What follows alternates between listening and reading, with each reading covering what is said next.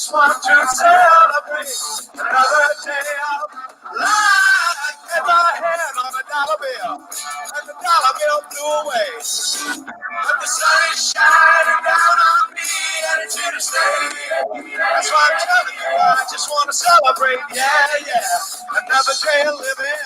Yeah. Good morning, everybody, and welcome to the Mac and Jack Sports Show on our Wednesday edition of the sports show that covers all your Northeastern local sports, New York, Boston, and Philly. You can follow us on Mac Sports Facebook page. Just go to username at MacMan62 Facebook search, and it'll bring it right to us. You can Google us, Mac and Jack Sports. Find us live on YouTube and Twitch, and even see our past shows. Follow us on Instagram at Mac and Jack Sports to see all our local Northeast professional team coverage. Like, follow, share where you can to help us keep growing. I'm Mac with my co-host, legendary boxing sports writer and former president of the Boxing Writers Association, Jack Hirsch, our sports historian gatekeeper. How you doing today, my New York friend? Hey, great. I like that opening. I mean, that's an action opening, all the sports, the games going on. I kind of wanted it to continue. I was a little more interested in watching the game going on. You had in the highlights rather than, hearing what you had to say, you hearing what I had to say.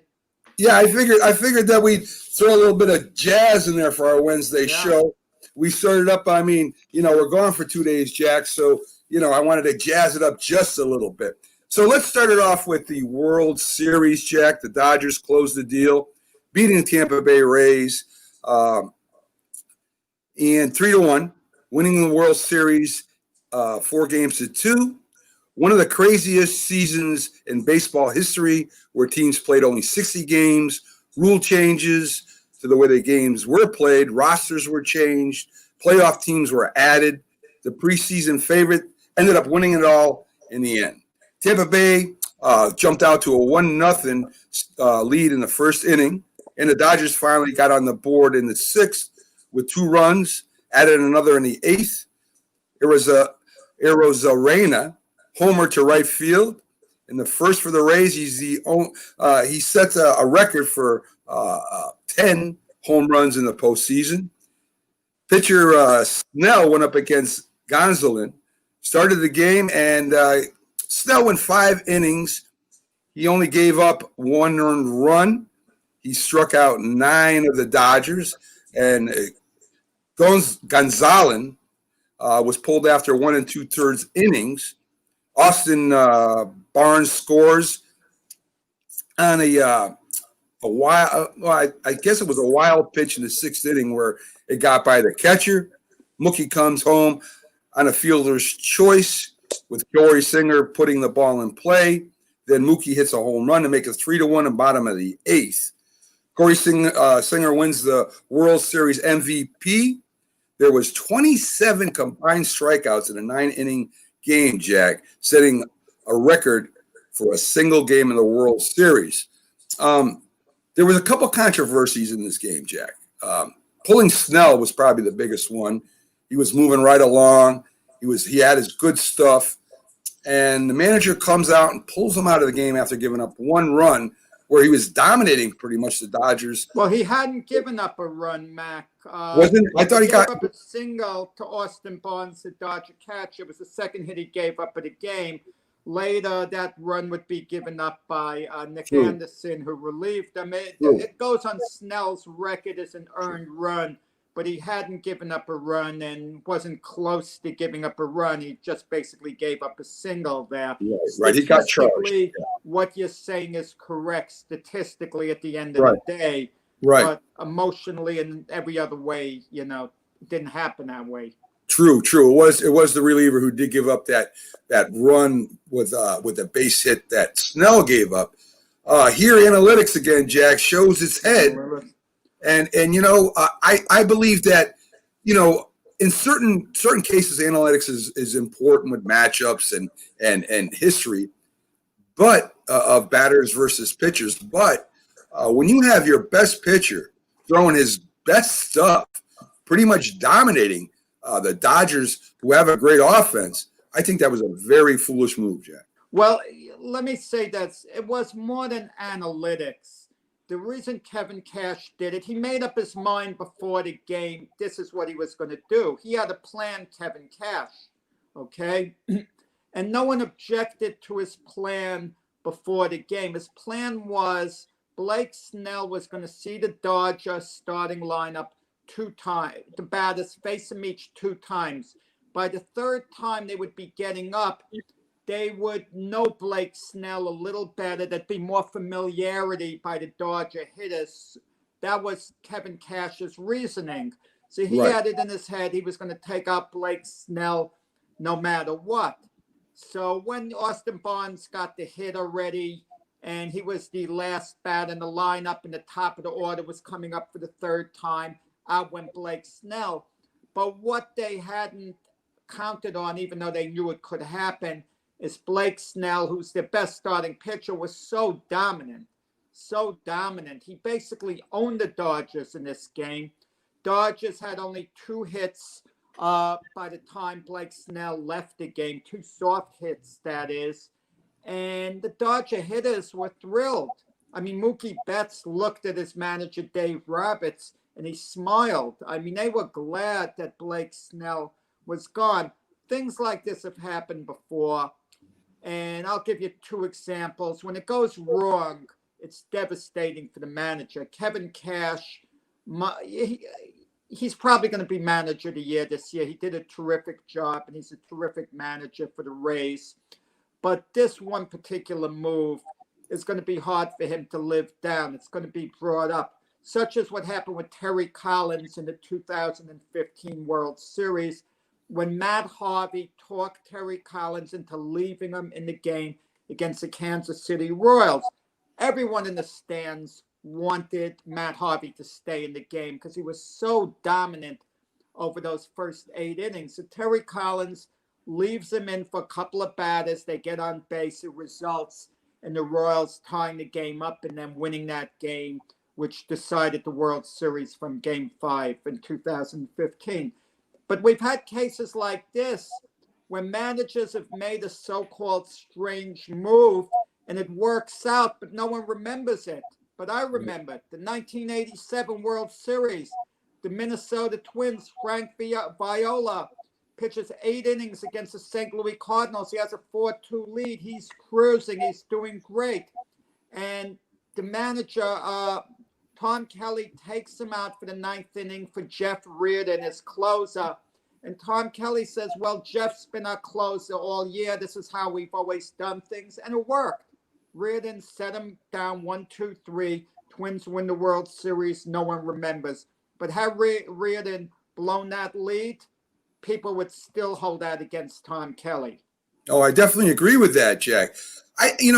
When your best pitcher is pitching like that, and we can go back through history of baseball, through World Series. When you have a pitcher, an ace, that pitches like Ron Guidry did in the World Series, like Pedro Martinez did in the World Series, like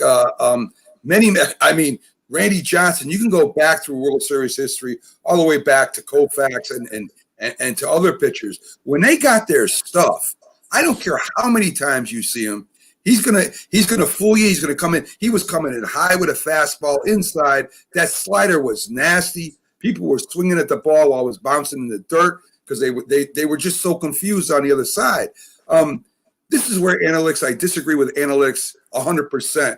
As I said before, if you have a great reliever, it doesn't matter if he's a lefty or a righty that's coming up to bat against him. Mariano Rivera proved that, as so did Goose Gossage and some of the other great relievers in baseball history. It doesn't matter who's coming up. It doesn't matter which way they bat. It doesn't matter. When they have their stuff, they're unhittable almost. So I get analytics. I get the matchups. I get all that stuff. But when you're ace, I mean, this is your guy. This is the guy that got you there. This is the guy that got you through the playoffs. This is the guy that got you through the championship. And this is the guy that's hot right now. You got to stay with that hot hand, Jack. Well, you know who agrees with us, actually? The Tampa Bay Ray players. They've been saying the same thing. This wasn't the same situation as the other night when Dave Roberts took out Clayton Kershaw in the sixth inning. The Dodger infielders were urging Dave Roberts to leave Kershaw in the game when he took him out with 2 outs in the sixth inning. But Kershaw had been struggling. Yeah. He had been gutting it out, and he did a great job gutting it out to give the Dodgers a 4-2 lead when he was taken out of the game. Blake Snell wasn't struggling. He was completely in command, and he was inside the Dodger players' heads. Yeah. I mean, they were thinking, we just can't hit this guy. This guy has been so dominant against us. And the theory of the third time around really should work both ways. Right. Kevin Cash is thinking, well, we don't want our hitters to get to be familiar with Blake Snell, which they'll be more so the third time they face him. What about Blake Snell being familiar with the Dodger hitters? Figuring, right, okay, these are their weaknesses, this or that. And I don't go for this third time stuff. Imagine those guys are in the same league all year long and they play one another a lot. Like, look at all the great pitchers in baseball history before expansion when there were less teams. You don't think batters faced them 50, 60 times and it didn't make any difference the 60th time from the 6th time? I mean, I just don't go for it. When, you know, your starting pitcher, your ace, your proven ace, okay? Right. Is as dominant as he was, you just don't do that. And it demoralizes your team in a way, too. And Nat Anderson, the reliever, he'd been struggling in the postseason. Yeah. It wasn't like you were bringing in, Mariano Rivera or something in that situation. Right. I 100% agree. I mean, you went from a guy who was dominating, who is your ace, who this is your number one guy, and you put in a guy that's been hit and has had problems in the playoffs. I mean, again, I don't understand the thinking sometimes. I don't know if he called it, the GM called it. I don't know who called that, but whoever called it. The GM wasn't going to call Kevin Cash in the World Series. No, that's getting a little out of base. They're not. Well, I mean, I don't know. Call Kevin Cash in the World Series. Well, then I'll tell you. No sense. Then I'll tell you. Kevin Cash's move. Kevin Cash is well respected by the Rays players. I mean, he's a heck of a manager. He's done a great job. This is one move. I'm not going to hold it against him myself. Not that it matters what I think. It's one move. It was a bad move, but ultimately it might not have made a difference. I'll tell you why, Mac. He took him out with 1 out in the 6th. The pitch count was up to 73. Let's say he left him in and Blake Snell had continued to pitch well. By the 8th inning, his pitch count would have creeped to over 100. Right. Midway or late in the 8th inning. So at most, he would have gotten through the 8th inning at most. And they would have had to come in with one of their other relievers in the 9th. And if the game was going the way it was and the Rays didn't score again, which they didn't, and they only had 1 run, chances are the Dodgers may have just broken through later on. So it just may have been a question of delayed success for the Dodgers in this game. I mean, we're never going to know. Well, we know what took place. And he pulled them too early. It's just, we can't defend Kevin Cash, the move he made. But whether it changed the ultimate outcome of the game, we can't tell for sure. Well, Jack, where is it said that a pitcher can't go more than 100 pitches, especially if he has his stuff? If he's striking out batters, if he's making them hitting the double plays, giving up easy pops, what does it matter if he goes 100, 120 pitches? This is for the World Series. It's not like he's coming back in tomorrow. Snell's not pitching the next day. He's done. At least give your team a chance. And I think if he made it to the 8th inning and you bring in your closer, fine. If he makes it to the 9th inning, great. So, I mean, I think that, again, here's the manager overthinking the game instead of just letting the game play itself out. 27 strikeouts in one game, Jack, a 1 9-inning game, again shows me that we're not hitting the ball anymore. We're trying to hit it out of the park still instead of just putting the bat on the ball. Tampa Bay has scored most of its runs, almost all of its runs on home runs. That's how they scored their runs during the series. And to me, that's a formula for losing. You've got to be able to get on base. You've got to be able to manufacture runs without hitting home runs. Because as we know, home runs is maybe 20% of the game. You got to be able to get on the base. You've got to be able to get walks. You've got to be able to do this. And again, Tampa Bay just depended on their power this year. And I think that's another reason why they lost, Jack. Well, Randy Arozarena, who was amazing for Tampa Bay, he hit a home run and then a double later on. But Tampa really lost the game in the first 2 innings. They left 4 men on base. After Arozarena hits the homer, they failed to cash in after. So even though Tampa in reality was dominating the game and the feel was that the Dodgers were struggling, they were only 1 run down. Right. Only 1 run down. Tampa just couldn't really cash in at all. And Gonsolin for the Dodgers, I thought it was a disaster waiting to happen. Them starting him and him getting off shakily the way he did. But we see that, like I mentioned a while ago, so often teams leaving men on base. And even though they have a lead, you don't realize the damage that it's going to cause their team long term, because the Dodgers were bound to have some type of breakthrough sooner or later. Yeah, and it's what happened. And there were so many subplots to this game. I'm going to tell you what annoyed me, which is going to be the big story, which is really going to be the big story. Not Blake Snell right now. Justin Turner, during the game, he's pulled from the game because he tested positive. Why didn't they get the test results before the game? I don't get it. When did they test him for COVID? And they're getting the results during the game? Yeah. Bizarre. That's ridiculous. And then what made it worse, he tests positive. They make him leave. I don't know where he went, but he joins the celebration after the game. Wow. When someone saw him on the field come out later, why wasn't he removed? What's going to be done about this? He put his other players at risk. Now, you might say Justin Turner was so happy he couldn't resist joining the celebration. Look, I'm not in his shoes. I didn't just win a World Series. I don't know how I would have felt had I been in his place. I may have been so ecstatic. Maybe I'm not thinking. And I'm running out with my teammates, even though I'm at risk, because the temptation of not joining them is too overwhelming for me to resist. I don't know. I mean, I would think I would keep away. I would have left the ballpark, whatever. But why wasn't he removed from the field? How could he join the celebration? How come he didn't know before the darn game? Yeah. How does he find out during the game? Yeah. I mean, listen, he was already in the dugout with the players while they said he showed no I don't want to say symptoms, but he wasn't feeling bad because he had the virus. He was already in the dugout for 7 innings, Jack. Okay, so but remove him. Fine. But you could infect one other player who wasn't near you at the time. I mean, where was Major League Baseball on that with Justin Turner? But when he was joining the celebration, what went on?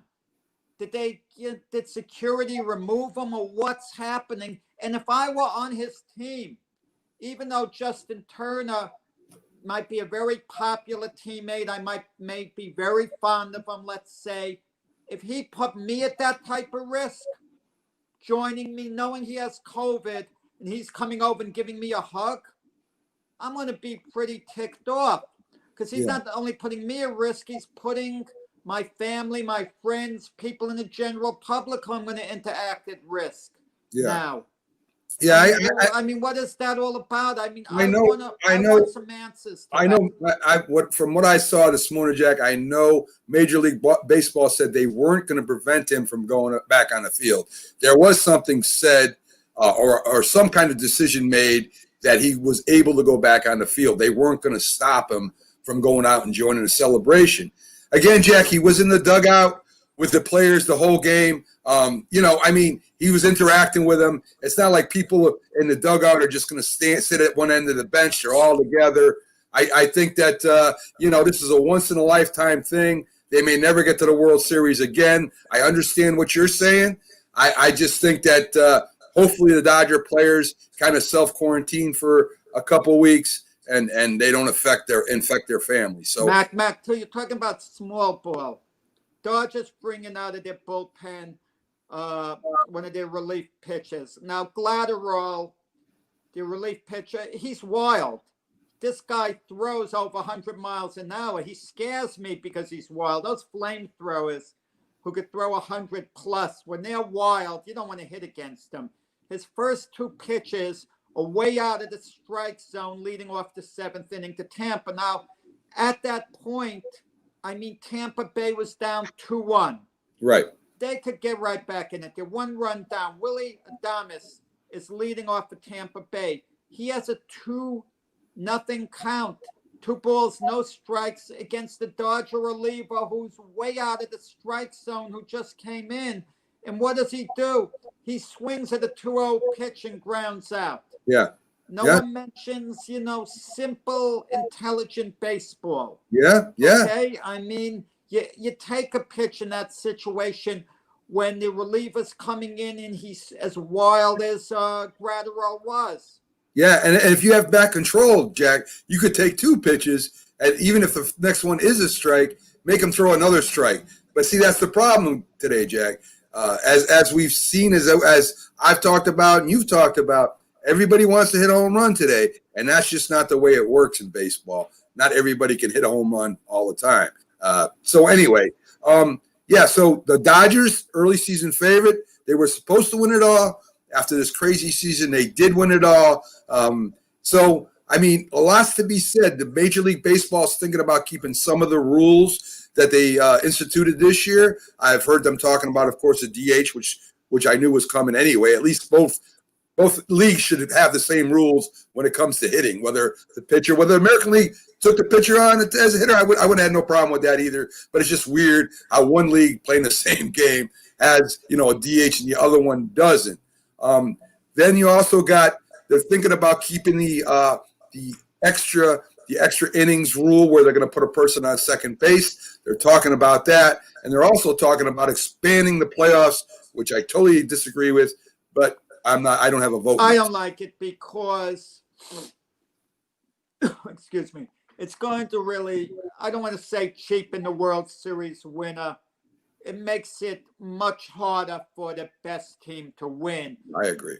If you're going to give some buys to the team with the best record, okay, where they don't have to play as much, if there's a reward like they have in the NFL, right? Okay, the teams with the 2 best records per conference are given a bye. So instead of having to win 3 games to get to the Super Bowl, they have to win 2 games.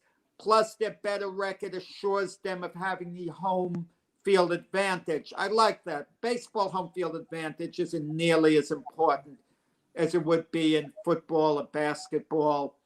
So I just didn't like the idea. Like you have the Tampa Bay Rays, for example, best team in the American League, a 40-20 record. They're playing the 8th seed, the Toronto Blue Jays. It's only best 2 out of 3.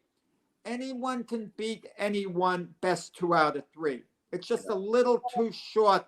When you get to 4 out of 7, it becomes more difficult. But what I didn't like is the first seed who wins, their division and so on, they should get a bye. Yeah. Let the wild cards play the extra games to advance. Right, I agree. But the problem with that too, Mac, is in baseball, if you give teams buys and force them to take off an extra week, unlike football where it has a big benefit where the players could rest up and it could help the team. And baseball is about sharpness, about timing. And you put a team off a week, don't allow them to play, and allow the wild card team to continue playing a couple of days after the season's over. The wild card team's going to be sharper because they're playing all along. Right, so right. It's a problem that's going to really have to be figured out. I definitely. If home field means so much, let the team that wins their division have all the games in their home ballpark. Yeah, Don't I mean, reward an 8th seed with any home games at all because they'll make it out they're just lucky to be there and so on. Yeah, I agree with almost everything you said. I just don't think they should expand the playoffs at all, Jack. If you're gonna, I Yeah, mean, I I understand it's agree. great. I actually I agree with you, understand. Matt. I understand it's great for ratings. Other cities will be watching maybe following the games more because their team's in it. Understand that, but you know something. If you're going to let somebody whose record is maybe 500 and they're going to get in because as a seventh or eighth seed and still have the second best team in the division get an automatic bye. I can see for a short season them doing it this year, but if they can continue doing something like this, I think it's like you say, it's going to cheapen the season. It's going to cheapen where you finish. It's going to cheapen the pennant for sure, and I think it cheapens the World Well, Series. they expanded it by the first two teams each division automatically got in. Right. Carlos Correa is saying, and they came one game away, the Houston Astros, from making the World Series, but their shortstop, Carlos Correa, is saying this is vindication for the Astros. Astros had 29 wins, 31 losses.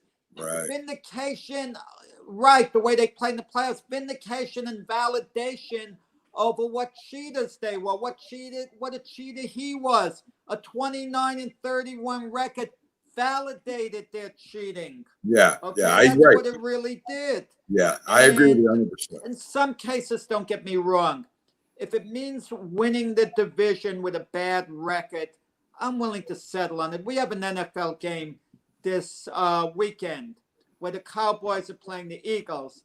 The Cowboys have been one of the worst teams in the NFL. They've been horrendous with their 2-5 record, and they've been worse than their record indicates, and that says a lot. But if they should beat the Eagles, the Cowboys are going to be in first place. Yeah. But in a case like that, you want to know something? I can tolerate it because it's within the division. And once in a while, in any division in sports, all the teams are going to be bad. Once in a while, just like most of the teams are going to be outstanding one year, and a team with a good record doesn't get in the playoffs. Okay? Yeah, you're going to hear them, the teams from the NFC West, the Cardinals, the Seahawks, the 49ers, the Rams. They're all going to finish with pretty good records, Jack. And you're going to hear the fans from them teams complaining when the winner of the NFC East, who's 6-10 or 7-9, or maybe even gets to 8-8, if that happens, they're all going to be complaining that it's not fair. And we see this every year. Sometimes expanded playoffs make for a nice situation. Take the Miami Marlins this year. They won 31, lost 29. That was a feel-good story. That was a feel-good story. Them getting into the playoffs, where they had been. And then they beat the Chicago Cubs and they won a series. So sometimes it's really, really a good thing. But what scares me is what the Dodgers had to go through this year with the expanded playoffs. It's easy to forget. In the first round, they played the Milwaukee Brewers, and it was only best 2 out of 3. They won both games, but best 2 out of 3. Anyone can beat anyone in baseball. Anyone in football and basketball, that's not going to happen. A powerhouse team in the NBA is not going to lose to a weak 8th seed. I know you can point out years ago the Houston Rockets as an 8th seed beat the Lakers, but the Rockets had Olajuwon and Sampson then, so I don't want to hear about it. But it's scary in baseball what could happen in such a short segment. The Dodgers never should have played the Milwaukee Brewers. They should have been given a bye. So that's the area that's kind of have to be corrected. I definitely agree with that, Jack. And I just hope that they don't go to expanded playoffs in baseball, period. News in basketball, Stan Van Gundy is now the new Pelicans head coach. He's a very knowledgeable man. He has a superstar, that's going to be playing under him. I heard a quick interview with him talking about how he was going to, whether Zion should be a 4 or 5, and he said, I really don't care if he's a 4, 5, or 3. It's all about putting pieces around him, which is 100% correct. And your thoughts on Stan Van Gundy? I like Stan Van Gundy. He's a knowledgeable guy. I don't know him personally. Seems like a very nice guy on top of it, a decent guy. This is his fourth coaching stop. And he was with Miami, and it didn't quite work out. And they had to let him go, and they won the championship right after. Maybe they would have won it with Stan Van Gundy. And then Stan Van Gundy went to the Orlando Magic. They did take him to the finals, okay? They did go to the finals. Didn't quite get it done. He had some conflicts with Dwight Howard, but that's more on Dwight Howard, I could safely say, than on Stan Van Gundy. Then he went to the Detroit Pistons. It didn't quite work out there. This is his fourth stop. He has Zion. He has all this young talent and so on. Is he the right guy for the job? Probably. He's got the personality to get along with players. He's a life on basketball, really knows the game well. There have been some other quiet moves made too, okay?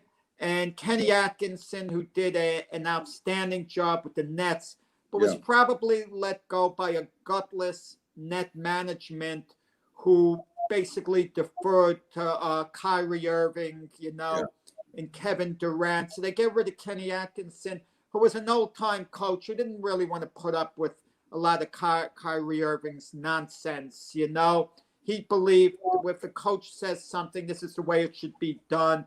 Kyrie Irving is a believer that the players should run the team. Okay, right. Difference in philosophy, which we should get into another time. But Kenny Atkinson's joining Tyronn Lue, who got the job as the head coach of the LA Clippers. Now with Tyronn Lue, he was a coach when the Cleveland Cavaliers won their championship under LeBron James. And the coach that year, half the year, was David Blatt.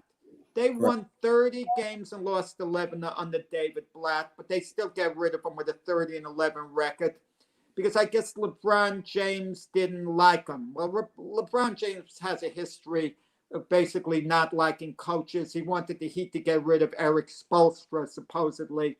And Pat Riley, to his credit, held firm and wasn't going to get rid of Eric Spoelstra, who he thought the world of, and it was a good move.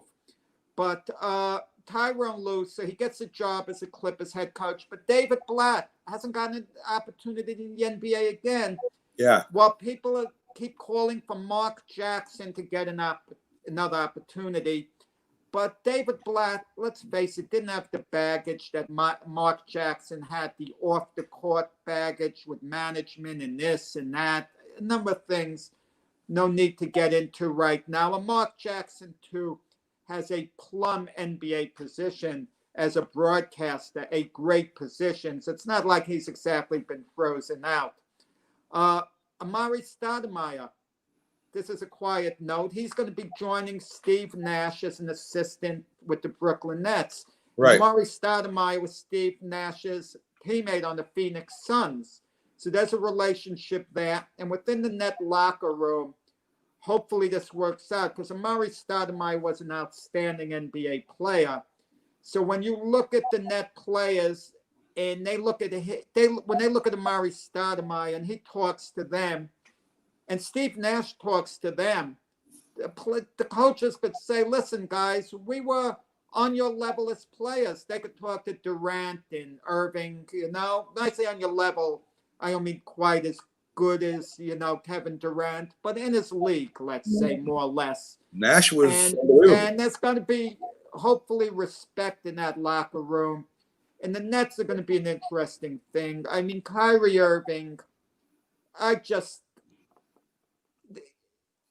don't know how it's going to work out. I mean, I think the Nets could make a run at the championship. Who's going to be the real leader in that locker room? If Durant defers to Kyrie Irving the way he's been doing so far, that's going to be a problem. I have a feeling one way or another, Kyrie Irving is going to be a lightning rod. Jack, I mean, speaking of Nash and Stoudemire, there's not a great record for former stars in the NBA or any sport really becoming a coach and winning. It's very hard. Normally the coaches come out. These are the guys that had to put in the extra work the extra stuff to play at that level. Nash was a natural. Stoudemire for a short time before he got injured was a natural. But there aren't too many great. I'm talking about great superstar players. I put Nash there. He was one of the greatest at this level at his time.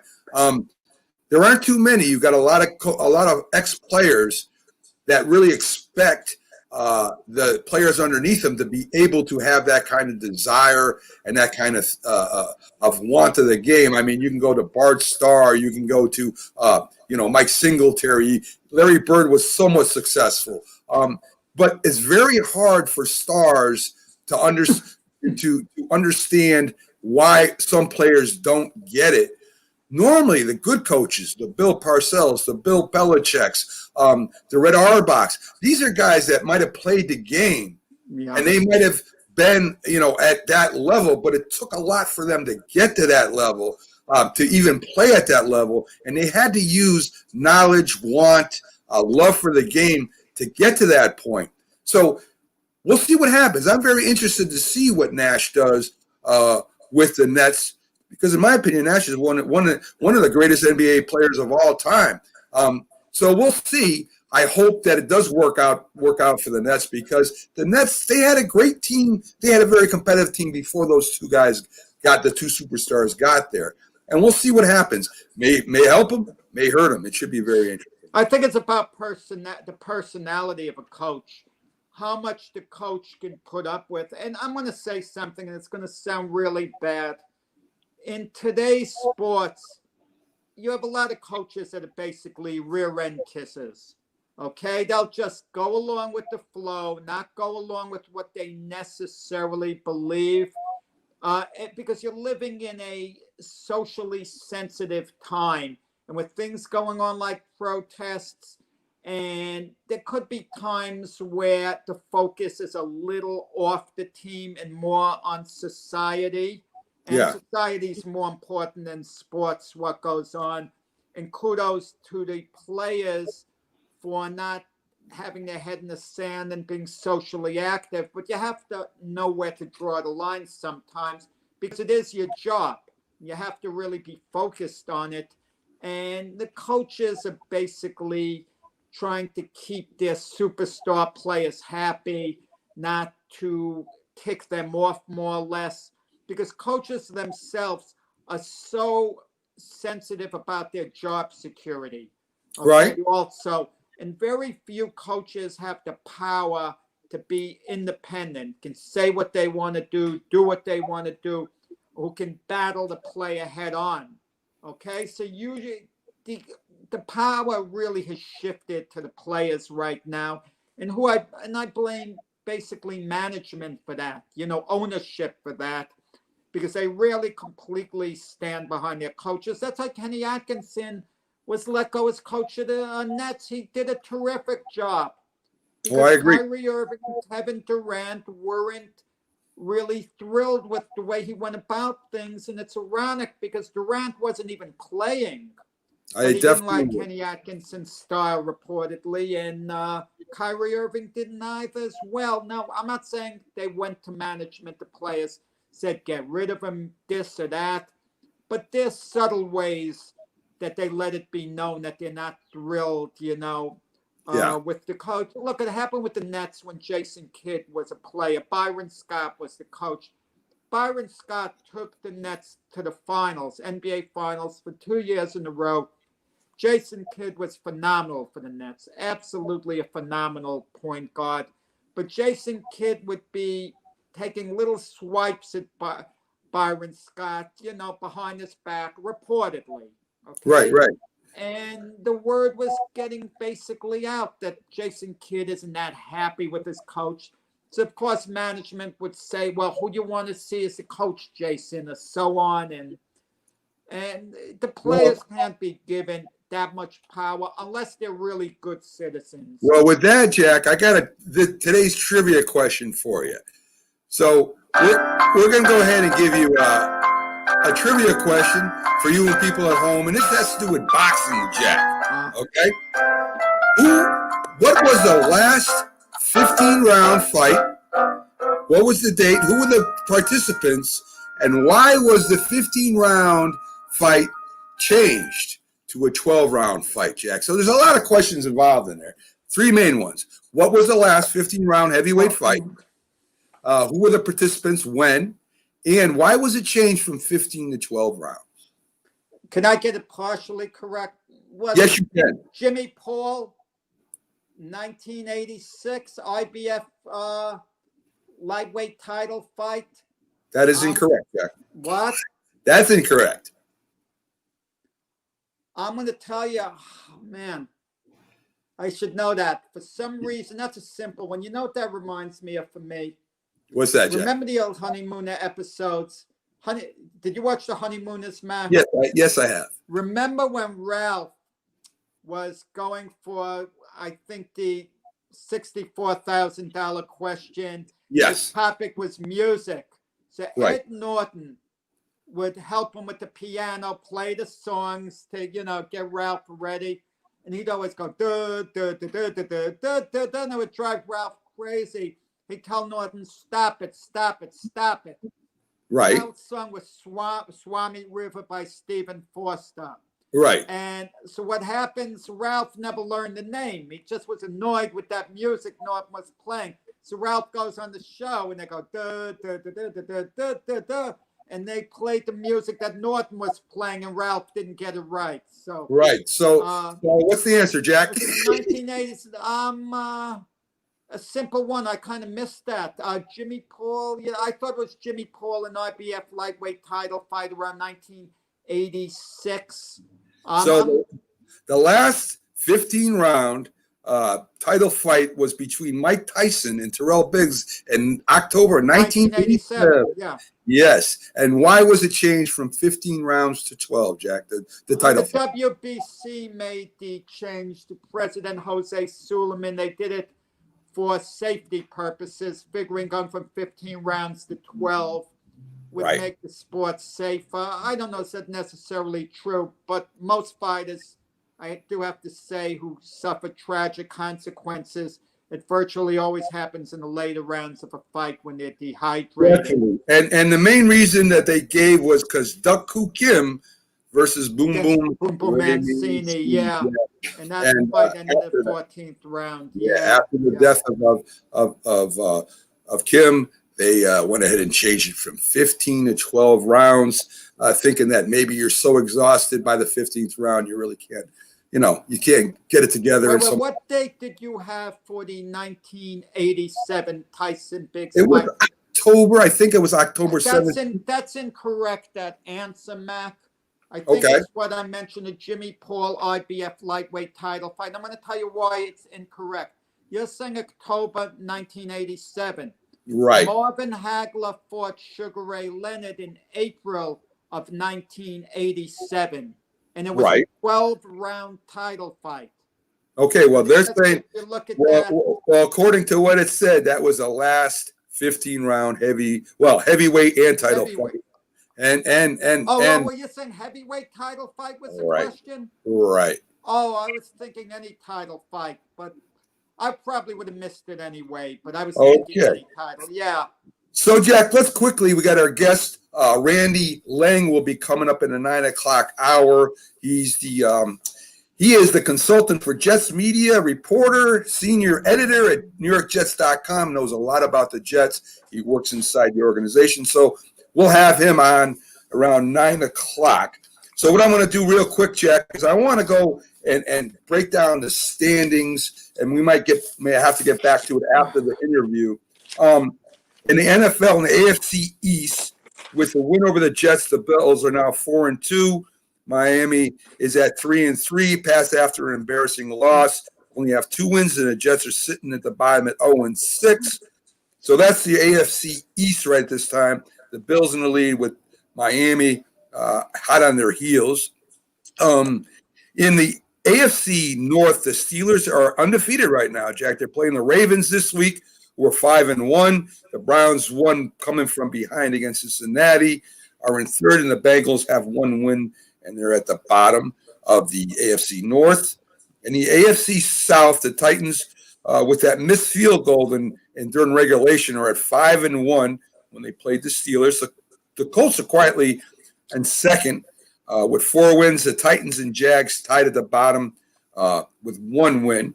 In the West, the Chiefs sit on top with 1 loss. The Raiders are second, followed by the Broncos and the Chargers.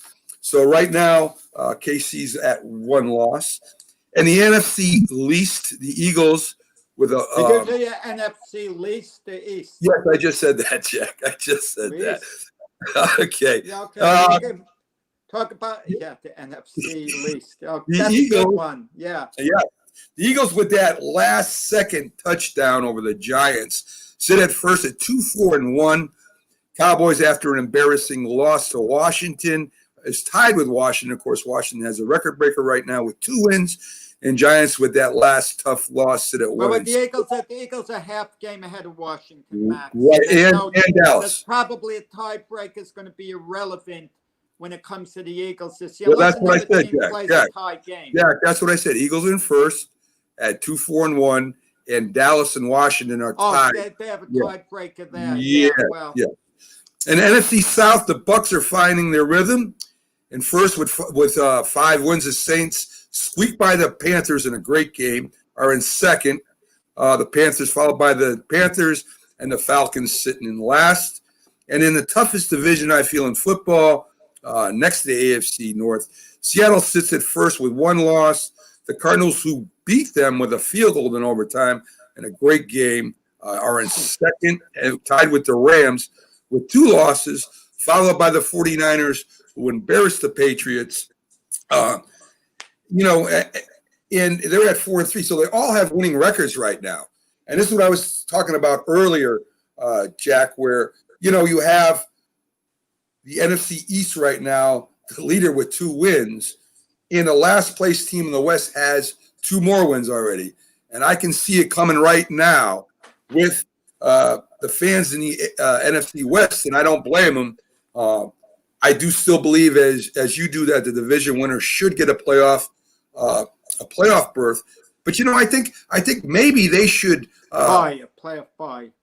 Right, and maybe they should have to play somewhere in the wild card. I don't know how to change that, but you still have some teams that play really, really good with a great record and don't get in the playoffs at all. I mean, that's happened a lot of times. No complaints with the way the NFL has been doing things. Their playoff format's been fine. It's been for a number of years. The first 6 teams per conference get in the playoffs. The teams with the 2 best records get byes, meaning they have to win 2 games to get to the Super Bowl instead of 3. Plus, they'll have home field advantage for the first of those 2 games. That's been great. I mean, no complaints at all.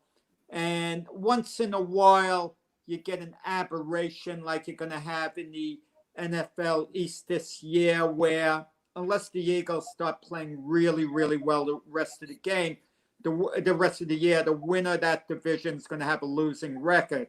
Right. So, but there's such great parity in the NFL. I mean, we're 7 games in out of the 16, and only 1 team hasn't won a game. Right. I wonder which team that is. Well, we'll be talking to somebody who knows a lot about that coming up soon. So right now, Jack, if you had to pick a team right now, who would be your best team in the AFC and who would be your best team in the NFC? I like to go with my beginning of the year picks. This is the guy who picked the Dodgers over the Rays in the World Series before the baseball season started. Right. Before it started. This is the guy who, before the season started, picked the Chiefs, who I picked last year to win the Super Bowl, picked them to repeat, but over the Los Angeles Rams, who are slipping a little under the radar. Yeah. People don't realize how good they are. They're saying, well, the Rams have beaten some weak teams, so on. They did a pretty good job on the Monday night game against the Chicago Bears. Their kicker, Johnny Hecker, wow, what a job that man did. I mean, with his punting, I mean, he kept pinning the Bears so deep in their own territory. And how often you see a punter as MVP of a game. Imagine that was Super Bowl game and the punter wins the MVP award. And it just shows you the value of kickers. It always drove me crazy to see where kickers, especially punters, would go in the draft. Yeah. Because a good punter is as valuable as a good position player, as a good wide receiver, good running back, because he's gaining you yardage by moving the other team back. Right. We look at the running backs and receivers who can move the ball forward. What about the kicker who gets you an extra 10 yards per kick? That's the equivalent of an extra first down. Years ago, the Oakland Raiders used to have a punter that people absolutely loved. His name was Ray Guy. But Ray Guy, they loved him because he'd keep booming the ball into the end zone. He never pinned the team back in the end zone, but the kicks would clear the other side. They were the equivalent of a Wilt Chamberlain block shot. Wilt would block a shot, swat the ball into the stands, and people would go, ooh, ah. But what they neglected to take into consideration, the other team still had the darn ball to take out of bounds. Okay, it's so very it true, was Jack. effective as they, were led to believe. It's And very true. what a job Johnny Hecker did at the Rams punter. The show he put on, pinning them deep. And to me, that's an exciting play when the ball is bouncing and you see the special teams running down, trying to prevent it from going into the end zone for a touchback and pinning the team deep. Well, it's a great weapon, that's for sure. If you got a great punter, it helps out the defense and the offense, because it puts the other team, of course, in a bad position, and hopefully the defense holds them and the offense gets it back with good field position. So with that, Jack, we're going to go ahead and take our commercial break here, our seventh inning stretch. Randy Lange will be joining us soon, talk about the Jets. And so that's it. We'll be back in about 3.5 minutes at the most, Jack.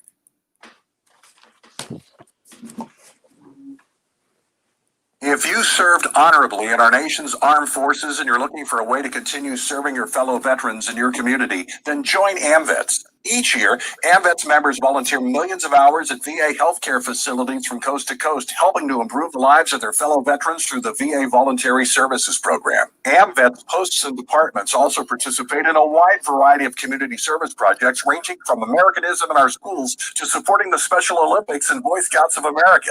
If you no longer wear the uniform today, you can still serve through the AMVETS by joining today at amvets.org. Hi, Grandma. What's for dinner? Hey, honey, I'm making stew tonight. Ooh, can Nina come over? I'm not sure about our new friend. I wonder if there's been any drinking going on. Alcohol at her age can lead to so many bad things. I've been meaning to ask you, what would happen if someone offered you a drink? Grandma? This is hard. She's so young, but I know I need to talk to her about it now before someone tries to give her alcohol. If anyone ever does offer you a drink, I want you to say, no, I have too much respect for my family and I don't want to get in trouble. Okay. Really? I promise, Grandma. I love you too. Okay, how about tasting this stew and telling me what you think? Some children may try alcohol as young as 9 years old.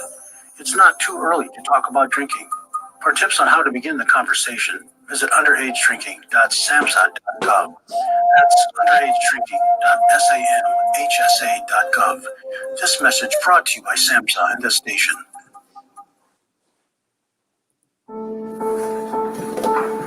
We all make choices. When it comes to alcohol, kids make choices whether to drink or not. Bye-bye. Remember, I'm going to Alex's party tonight and sleeping over. Hey, have a seat for a second. Remind me about that party again? Alex is just And adults make choices whether to talk about it. That's true of parents and every other trusted adult in a kid's life. Kids want to know our expectations when it comes to alcohol and other drugs.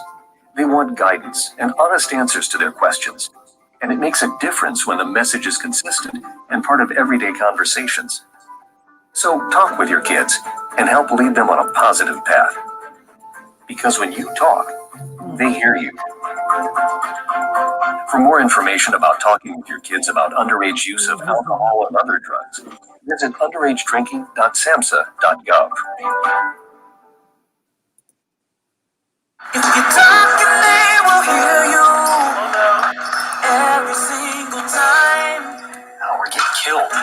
Yeah, well, Kyle's not here. How come? Kicked off the team. Didn't Tim because Kyle's mother kicked our called drinking beer in the park a couple of nights ago. Really? Yeah, zero tolerance. He's out for the season. Come on, it's the first offense, right? That we know of. Why should that matter? He knew not to drink. I made it clear to Matt, that's what we expect from him. What have you said to Tim? Nothing really. You know, a lot of kids try it at this age, so. Yeah, well, a lot of kids don't try it too. I'm not saying that Matt's gonna be this perfect kid, but if I don't tell him what we expect and why he shouldn't drink, how's he gonna know? You think kids that age really listen? They never admit it to, but they hear more than you think. Talk. They hear you.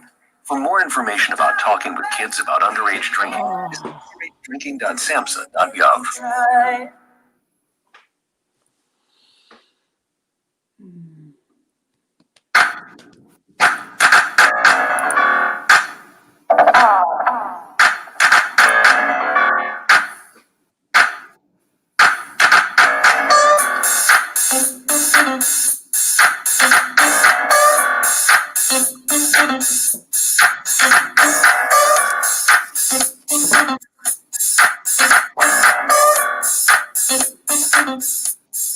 Hi, everybody, and welcome back to the Mac and Jack Sports Show. I'm your host, Mac, with my co-host, the great Jack Hirsch. We're expecting Randy Lange to pop up in the show with us soon, and we'll be talking some Jets football for y'all. And, of course, it's not the greatest story of the year. He's the consultant, the head consultant for Jets Media. He's a writer and editor over at NewYorkJets.com. Of course, we'll be asking him some questions about the Jets this year. He's also an author of Stadium Series, where he writes the highlights and history of the Jets. He's a very knowledgeable man. We've had him on, or at least I've had him on before on a previous show. He's a good guy, and we'll have him on, and we'll talk a little bit about the Jets, Jack. A lot of teams go through some really bad seasons. Cleveland has done it. Other teams have done it where, Tampa Bay, I think, was one of the only 0-16 teams, or at least that's what my memory serves anyway. But that's got to be a season that's tough for everybody, especially the players, Jack. Listen, there's certain ways that you win, certain ways that you lose. The bottom line is what Bill Parcells says. You're what your record says you are. Very true. That's what you really are. Jets are 0-7. They're bad. There's Right. no way of getting around it. The Giants are 1-6, but at least 4 of their games were competitive enough where they had a very good chance of actually winning those games, but they couldn't close the games.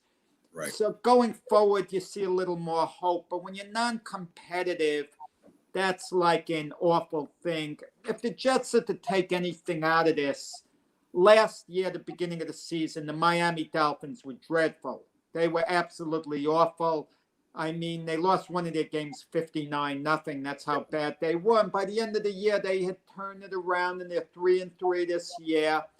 We want to see something that the Jets are moving in the right direction. And we're not really seeing that right now. We want something to come into focus before the year's out. We want to see whether Sam Darnold for sure is our quarterback of the future. That situation is going to have to resolve itself. Maybe it will. Maybe the Jets win a few games before the year's out. Maybe they're 3-13, they're 4-12, and they're not quite in the Trevor Lawrence sweepstakes anymore. So at least we know Sam Darnold is going to be the starting quarterback going forward. But if it ends 0-16, 1-15, they get the first overall pick. There are more questions than answers. The question is whether they should take Trevor Lawrence in the draft, move on from Sam Darnold, and if they do you move on from Adam Gase? Do you entrust him with developing Trevor Lawrence? And is Trevor Lawrence even going to come here for sure? Right. Are the Jets going to be put in a situation that the San Diego Chargers were with Eli Manning, the Baltimore Colts were with John Elway, where the pressure is going to be on them to trade the pick. Okay, Right. I mean, that's the excitement right now. And much like the Indianapolis Colts did some years ago when Peyton Manning was out, they wanted to lose their games to get Andrew Luck by the end Right. of the year. And it's very unusual as Jet fans might actually be rooting against their team as the year goes on. And I think we may have gotten to that point now because they want to get Trevor Lawrence and they're looking more at the big picture than the immediate one. Well, we just had Randy Lange pop in backstage. We can't hear him yet, but he can hear us. And Randy, we're going to bring you on here. Let's treat him gently. Oh, we definitely are. I love Randy. He's a great guy. He's very knowledgeable about all the Jets information and news. Randy is an author. He wrote Stadium Series, great book, great read. He's also a consultant with Jets Media, a writer and editor for NewYorkJets.com. And let's bring him up. How you doing today, Randy? How's it going? Can you hear me? Hey, Randy. Yes, can you hear us? Yes, I can. Very good. Okay, cool, Randy. What I want to start off with you about is the book, the Stadium Series. I looked it up. It got a 4 out of 5 star rating with easy reads. And I guess it's about, I never had a chance to read it. I know a lot of teams write the Stadium Series about their teams. Could you tell the fans and the listeners at home what the book is actually about? Well, it's an older book. I appreciate your mentioning it, and it's still available to my knowledge, but it was written in 2004. And that happened to be Curtis Martin's greatest season at 31, I think he was. He won the NFL rushing title, and the Jets kind of made a run at things, got to the, I think, the division round.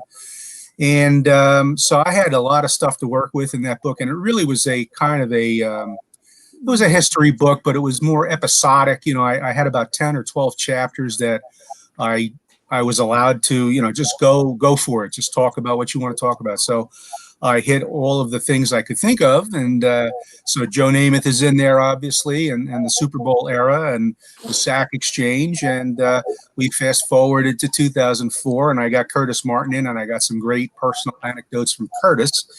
He's a phenomenal guy, and I just loved working with him and covering him. And then, of course, in 2005, Curtis's career came to an end, and the Jets kind of went into the wilderness for a little bit, and then came back with Rex Ryan, and then went back into the wilderness some more. I have not written a book since then. They haven't asked me to. But it was a lot of fun to do. It was my first book, perhaps not my only one. We'll see what happens in the coming weeks and months and years. That'd be great. That'd be great.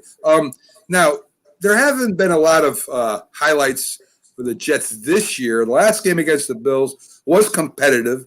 The Bills won 20-10. And I don't even know if they scored an offensive touchdown. If my memory's right or wrong, I'm not sure. But the Jets defense played very well against the Bills. 18-10, Mac. The Bills got 6 field goals. Sorry. Okay, so 18-10, 6 field goals. That high-powered Bills offense was held in check. And the Jets were in the game for most of the game. I mean, they were playing pretty tough. Where do you think the Jets, for the rest of the season, where do you see the possibilities of them getting a couple wins? I don't want to hear the fans saying they should tank for anybody. I mean, these guys are playing their hearts out for the most part. They want their team to win. They want to make sure they're working for their money. That if there is film put out there, and if they do possibly end up with another team, they want the best film out there. No coach is going to pick up any player that gives up on their team or play. So, what is your outlook for the possibilities of some of the games coming up, Randy? Well, I'm going to be ridiculed for saying this, but I think New England coming up looks like they could be a possibility on Monday Night Football, playing the way they have lately. Hey, listen, the Jets have to prove they can play with anybody, but they did play with the Bills, as you mentioned. LaMichael Perrine got that one touchdown, and that was at the end of a decent drive. The Jets had 3 very good drives to start the game. and then where did it go? It just disappeared. So they've got, as Adam Gase says, we need to put a full game together. We need to put 3 phases together. That hasn't happened yet, but perhaps the New England situation will fire them up. Miami did beat the Jets fairly soundly down there, but I don't think Miami's, by any stretch, an impossible dream. So they have the Dolphins coming up and the Raiders right behind them. The Raiders could be tougher. Both of those games at home. And so, there's a chance to pick up a few. It's very hard to go 0-16 in the NFL. It can be done. I think the Cleveland Browns and the Detroit Lions proved it. But I hope the Jets do not. And I agree with you that, tanking is a great conversation piece for, your local broadcasts, at 6:30 or, right before the national news.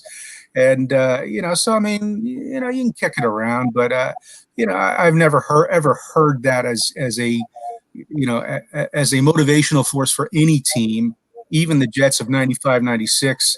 We're not saying that. They wanted to win. All of these players want to put good video on video because they may not be playing with the Jets next year, or they may be playing for a new coach, whatever. Or they could be playing for the same staff because they turned things around in the second half like they did last year. I don't know, but I know that the players still have a lot of pride, and they also want to continue the revenue streams that they've developed. So, that's just kind of pie in the sky, and it goes against everything that you and we all love about sports, which is any team on any given day can go out there and beat another team. Well, let's see the Jets do it. They're not going to hurt their draft position badly if they lose out on Trevor Lawrence. Hey, whatever. I mean, to me, I'm not sure that he's a solid. I mean, he's obviously a very top prospect at this point, but Sam Darnold was too 3 years ago. He was the 3rd pick. So I mean, let's let things play out, and we can examine the draft when it comes. I know that the Jets personnel people are examining the draft as we speak, I'm sure, but all in due time, I think, is what I'm trying to say. I think it's ludicrous to think that players would actually tank.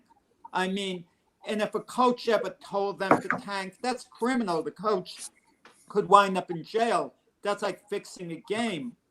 But I do think the coach can control the narrative if he's really close with ownership. And I don't think this is happening by any stretch of the imagination. But let's say the Jet ownership let Adam Gase know he was going to be their coach next year. He's their guy going forward.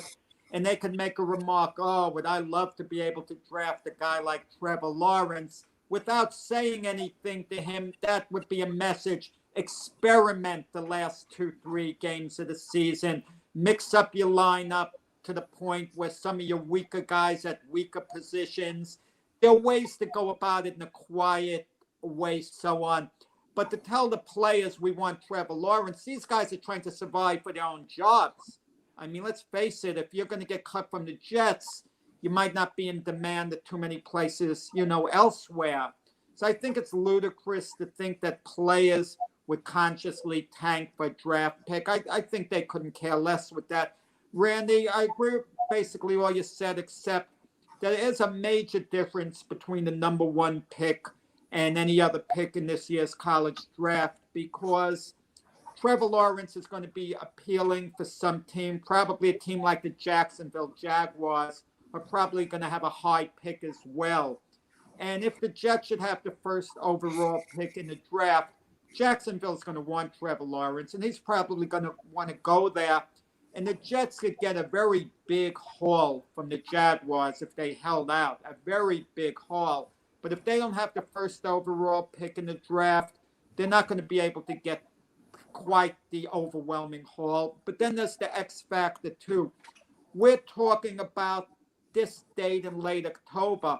By the time the draft comes around, player stock changes. I remember last year, all I heard about are the Miami Dolphins going to tank so they can get Tua.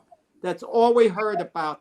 And the Miami Dolphins, who were as bad as the Jets were this year for a while last year, like I mentioned, they even lost the game 59-0.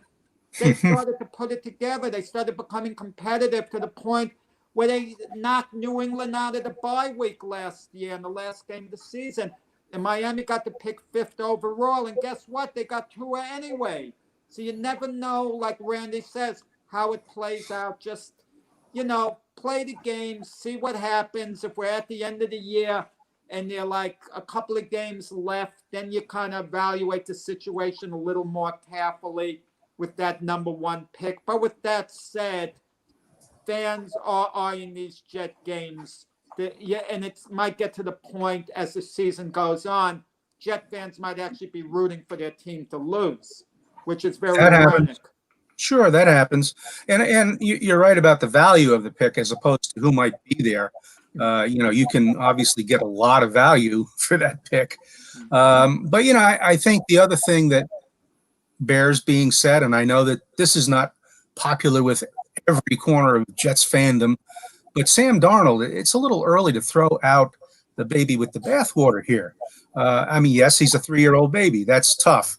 Has he performed as you would hope? No. But let's also take a look at, has he performed with his offensive line around him? Even this year, no. He's had his starting offensive line for the first 2 games, and that's it. Now, some weeks he's missing 1. Some weeks it's 2. Some weeks the guy goes out in the middle of the game. Sam's had some trouble getting some continuity behind an offensive line that's protecting him. And has he had his 3 wide receivers, as Adam Gase refers to them, the 3 dudes that we expected to be the starters all season? No, he hasn't had them any game. So let's see Jamison Crowder and Brashad Perryman and Denzel Mims together. I'd like to see that maybe this week at Kansas City would be nice. So we'll see how this all shakes out. But I want to see Sam. I don't want to say, well, it's not really Sam's fault, but it's time to move on. To me, that doesn't really jive. It doesn't make any sense. It's like, let's see if we don't want Sam. A lot of people don't want Sam. A lot of people say, yes, we still want him. This is a Sam, referendum for the last 9 games. So let's see how that shakes out. He certainly did improve from year 1 to year 2. Year 2 to 3, not so much. But to me, there's a lot of extenuating circumstances. But Randy, the quarterback position is the one position you don't want to waste time in. Take the case of Geno Smith. He was an early 2nd-round pick, a late 1st-round pick. Early 2nd. Early 2nd. And after his first year, the Jets went 8-8. And I was happy Geno Smith was given the opportunity. Mm-hmm. But then you have to make an evaluation. Is this our guy of the future going forward?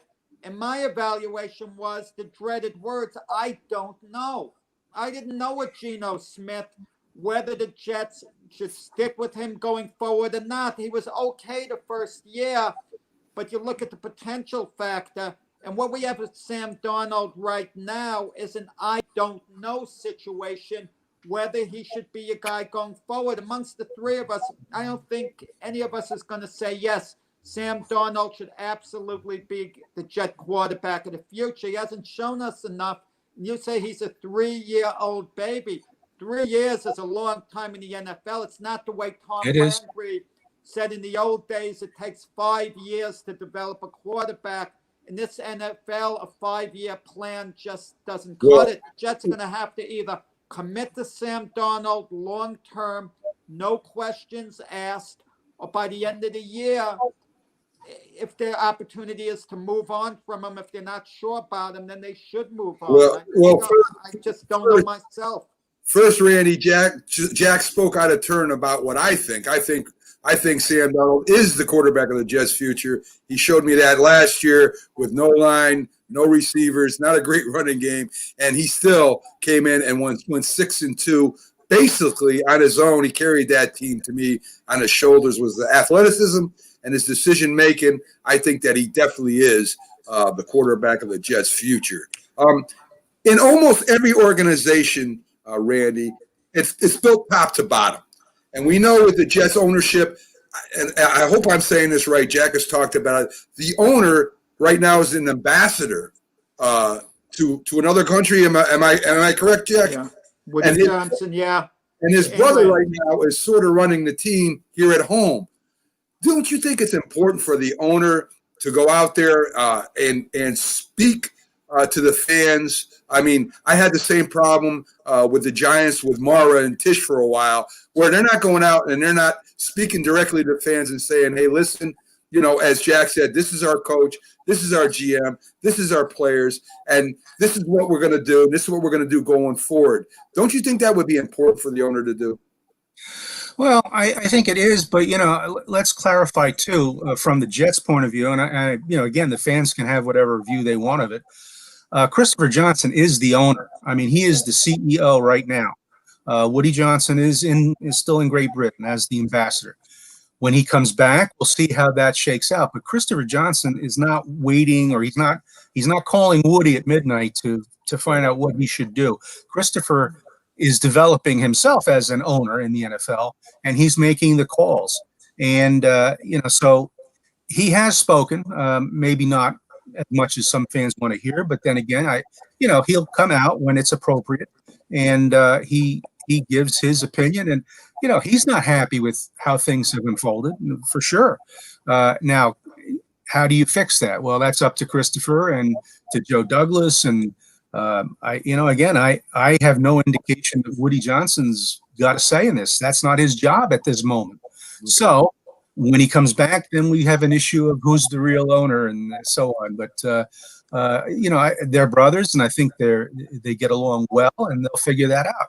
Up until then, Christopher's the guy. But what I think the Jets need to do with Sam is, in the last 9 games, figure out what these mistakes are the product of. Because everybody says, well, look at that interception, late in the first half. Look at that one, batted up in the air in the game where they could have at least forced it into overtime with a miracle touchdown drive and a 2-point conversion to make it 18-all. I think Sam is that kind of player. I mean, he's not a bad guy. I don't think he's a slacker. I mean, he's a hard worker. He says all the right things. And I think what his mistakes are a product of are not that he can't do it. I think he's trying to possibly take too much on his shoulders and trying to fix this thing as quickly as he can. And that's never a recipe for long-term success. Sometimes you pull out a game that way. Sometimes you lose a game that way. I would like to see him try to get control under throwing those bad picks. But those picks, I think, are they're a case of Sam trying to put the game on his shoulders. And coaches will say, you can't do that, Sam. They have to get through to Sam. That's one of the big lessons. If he can really reduce those mistakes, as he did last year, again, you may not like how you say, well, the opponents were not that strong in the second half last year. He did what he had to do, and he showed that improvement. I want to see that improvement again when, assuming this year he gets his starting wide receivers, his starting offensive line together. I'd like to see, that offense do a little something and show us what Sam can be. Robbie Anderson was his best weapon. Did Robbie Anderson want to go the free agent route? My impression was he wanted to come back to the Jets, and for whatever reason, it didn't work out. I don't know. I didn't talk to Robbie at that time. It sounded as if he would have liked to stay, but he realized that it is a business. Probably he got some vibes that, well, we're not going to be able to pay you what you want. And so he left. And, to me, that's not – the Jets have made some personnel mistakes over the years, no question. I can't say that Robbie's one, because I'd like to see this group of wide receivers and see what they can do. I mean, Jamison Crowder has shown that he's a very good slot guy. I mean, he's one of the best at this moment in the league when he's on the field. Let's keep that in mind, because he's missed 3 games. And Perryman, he turned it around at the end of last year. That doesn't mean that's what he is, but it showed what he could be, I think, as far as being a deep threat. And Mims looks like a guy that we haven't seen for a while who can, maybe kind of like the Robbie Anderson in the end zone when the ball's up in the air and Robbie says, that's my ball, that's not your ball. And that's what I think we see a little bit of in Mims and his kind of playmaking ability. So I'm excited about that part of the Jets offense, working with Sam as we get down the stretch. You got to be excited about something because 0-7, there's not a lot to be excited Well, about. Le'Veon Bell, 6 carries for 39 yards in his Chiefs debut. They might just use him as a situational player part-time. I don't know what Andy Reid has planned for him. But if he should take off and become the featured back for the Chiefs and get back to his old self, how he was with the Steelers in 2017, the Jets, who've had a lot of negative PR, this is not going to be helpful if Le'Veon Bell becomes one of the better backs in the league again, which I'm skeptical as far as that becoming, because when you lay off a year, have injuries, it's rare that a running back's going to come back and be the same. But is there a little eye towards Le'Veon Bell? You know, what's going on, what's going to happen with Kansas City and him? It'll be interesting to see what happens on Sunday, right? Right off the bat, we're going to see it. And, you know, the Jets knew that, you know, well, in letting him go, he could go to Kansas City. So they knew that they could see him right away. I guess that, you know, you could say, well, you know, we're not too afraid of that. I mean, we liked Le'Veon while he was here, but did we see the Le'Veon of Pittsburgh of the first 4 or 5 years? No. So I think you're right. I mean, I don't know what Andy Reid has in store, but you know, they have a decent offense and a decent running game already. So whatever Le'Veon contributes, we'll see. I mean, I don't think that the Jets are going to regret it on Sunday. But as we go down the stretch, the second half of the season, we'll see if Le'Veon all of a sudden turns into that, you know, that stop-start, you know, fast burst guy that we knew in Pittsburgh who could, you know, just wait for that hole to open, which we know Kansas City can create, and get the 20, 30, 40-yard runs, which he never really had with the Jets. And that, to me, was a very big disappointment because I thought that's a decent pickup back 2 years ago. But, you know, the offensive line never came together last year, and it really – it's a new line this year, so it hasn't really gelled yet this year without a training camp. I mean, I'm making excuses. I understand that. But, you know, every team has to go through all this stuff. But the Jets really have had this situation where, you know, this offensive line needs to get some time together and show what it can do. I mean, let's see. Well, it's not going to be Le'Veon, but let's see Frank Gore and let's see LaMichael Perrine run behind Mekhi Becton. To me, that would be really exciting. And they're showing some signs of that left tackle, you know, that toss game off the left side and even the right side, but mostly the left side, where Gore picked up some yardage and Perrine picked up, I think, his 20-yard gain off the left side. That shows some signs of promise, but again, it's a little promise. I know that's not enough for the Jets fans to hang their hats on, but let's see them do that again and then build on it and get something going for the second half of the season. Hey, Randy, there's been a lot of, over the last couple of years, I shouldn't say a lot of, but some player friction with Bell. They got with Bell and Adams. I mean, at least the Jets got a big return from Adams. I feel anyway. I don't think that was a bad move on their part. I mean, Adams was a great defensive player, but you guys got a lot of picks for him. They just kind of let Le'Veon Bell go. I know they were trying to trade him off. Why are the Jets, and these are very publicized, and a lot of teams, just go back to Pittsburgh with Le'Veon Bell. If they're complaining they want to sit out, Pittsburgh says, sit out. The heck with you. We're not going to pay you. Just sit out. Why are the Jets kind of look like they're giving in to the players wants to move on instead of maybe enforcing their contracts? I mean, doesn't that set a bad tone for the rest of the players? You know, I suppose, you know, you could say that. I mean, from what I understand, I don't do a lot of work anymore with contracts and so on, but it seemed to me that when the Jets signed Bell, they signed him for a nice contract, but it was not a break-the-bank contract. So, you know, they saw value in the old Le'Veon Bell. They didn't get the old Le'Veon Bell for a year and 6 games. And so they moved on. And, you know, I mean, then you get into the issue of, you know, Le'Veon says a lot of the right things, but then he goes on Instagram and doesn't say the right things. Hey, you know, he's got to do what he's got to do, and the Jets have to do what they have to do. And they did try to trade him from what we heard. Right. And so they couldn't do it, and they came to an agreement. It's time, you know, let's break the ties. I don't know what the benefits are for the Jets as far as the salary cap goes. You know, there's been some reporting on that. So, you can see, you can make your own opinion on whether that was a good breakup.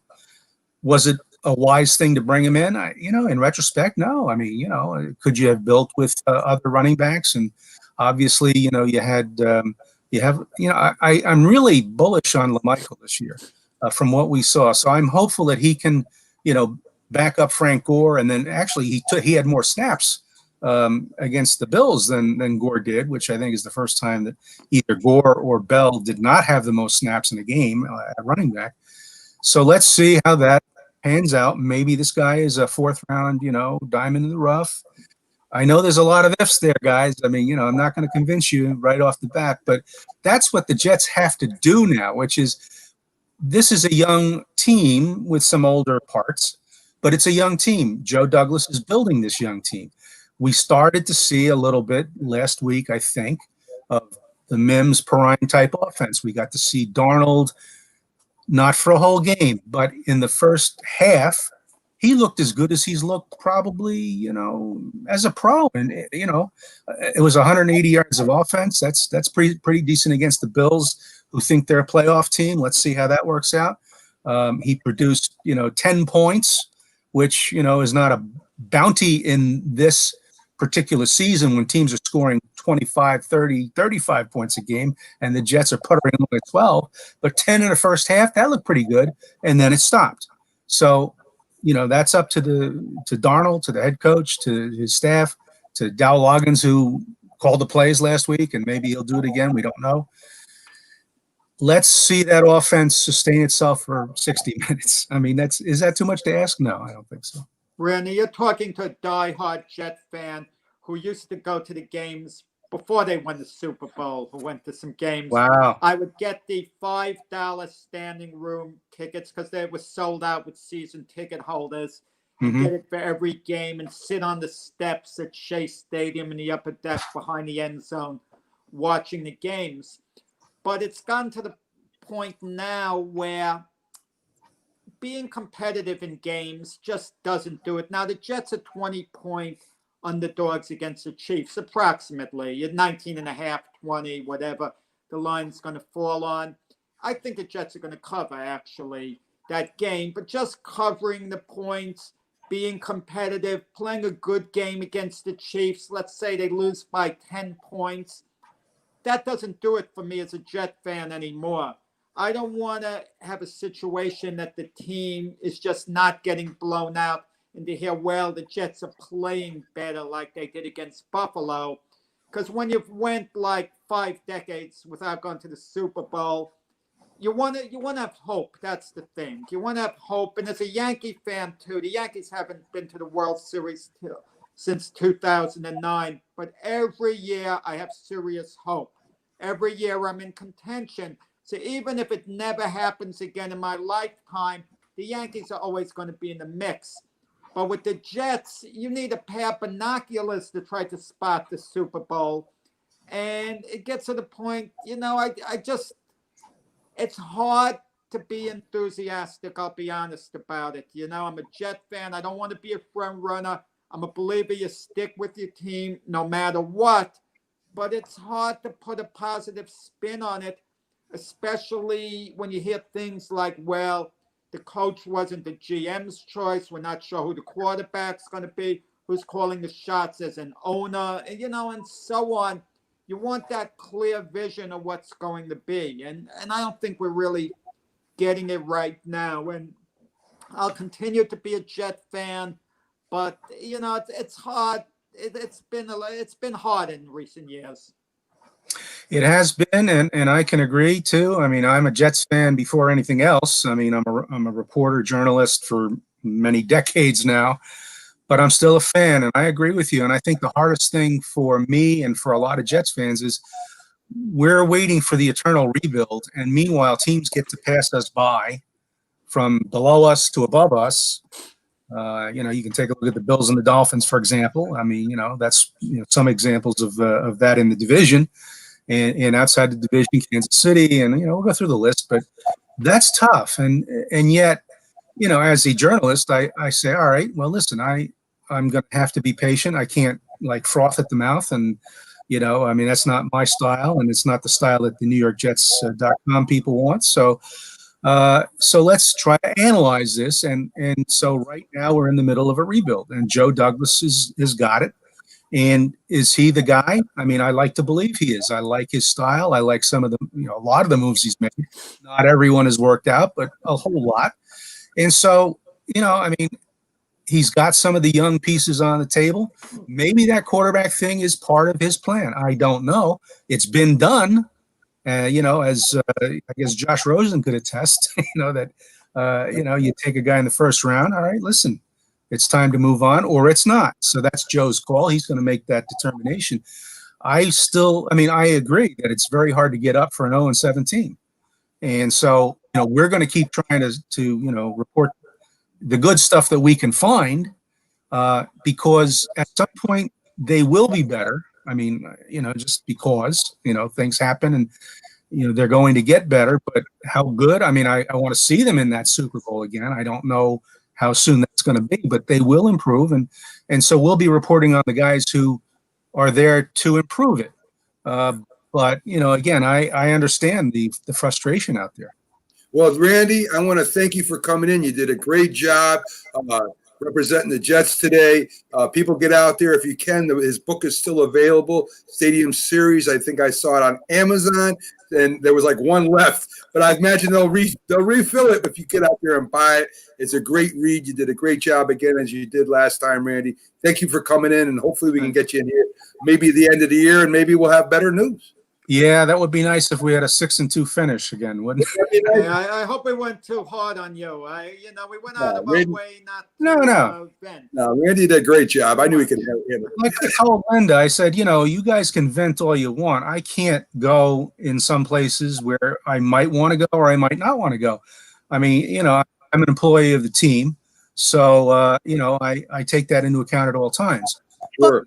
But Bob Wischusen is an employee too, and he's a pretty hard-hitting guy when he has to be on the air doing the radio play-by-play.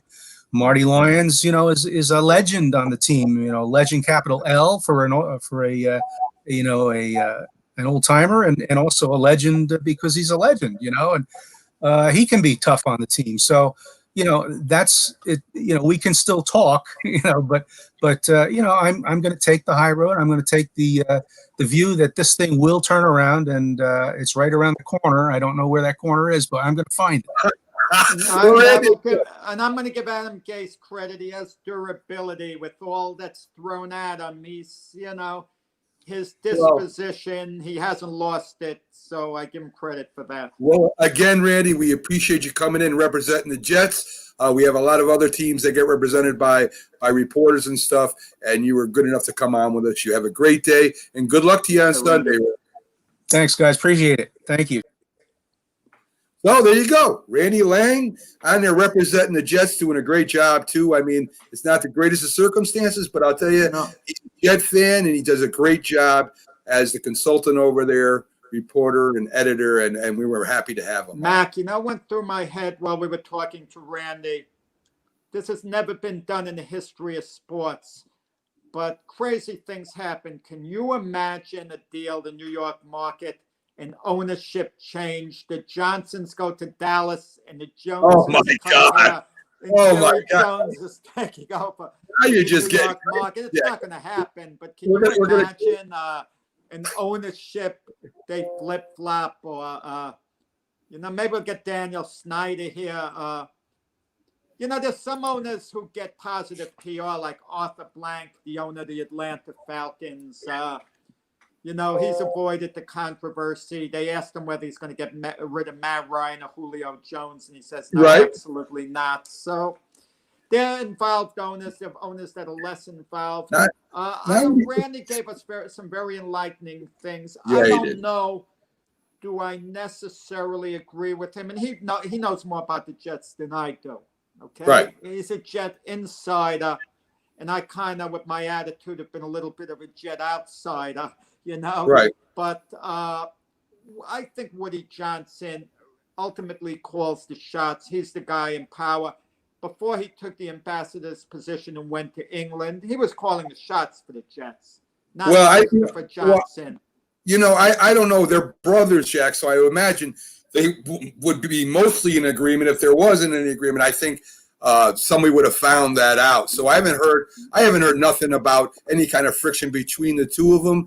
But again, we're talking. It's a hard position to be in. I mean, look, the Giants are in a hard position. They might be a little more competitive, but their record's only 1-6. The Patriots are in a hard position. The Eagles are in a hard position. I mean, no matter the latest wins, I just think that the Jets might be a little less organized than a lot of teams that have losing records right now, and that's my only knock on them. I don't know. Well, I think you have to make up your mind. Is Adam Gase your guy going forward?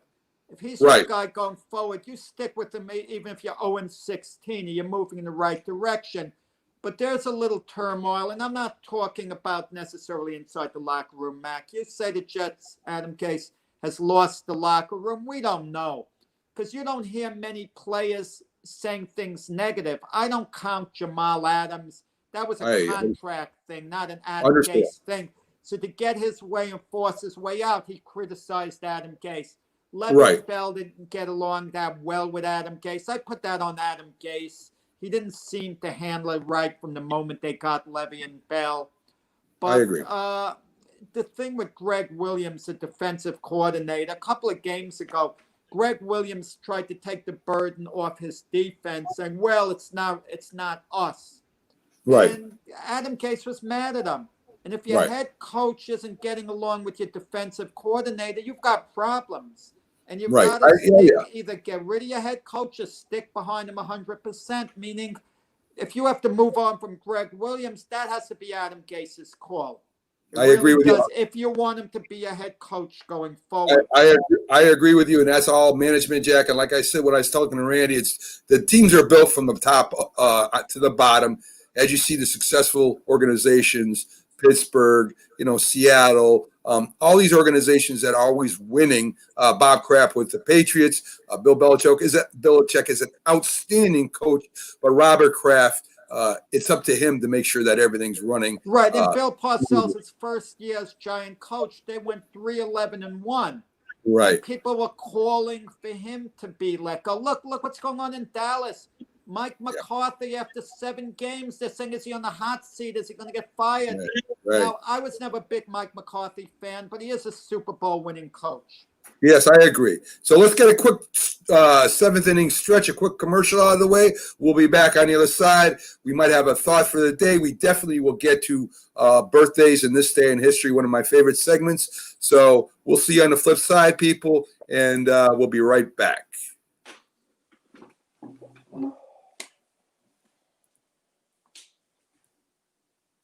If you talk, your name will hear you every single time. Now we're getting killed. Yeah, well, Kyle's not here.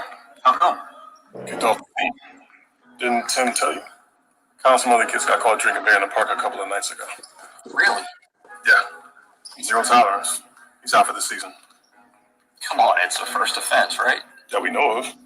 But why should that matter? He knew not to drink. I made it clear to Matt, that's what we expect from him. What have you said to Tim? Nothing really. A lot of kids try it at this age, so. Yeah, well, a lot of kids don't try it too.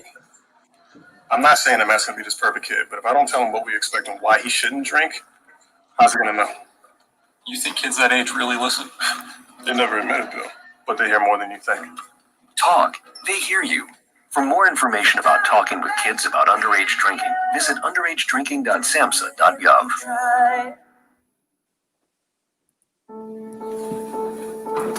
We all make choices.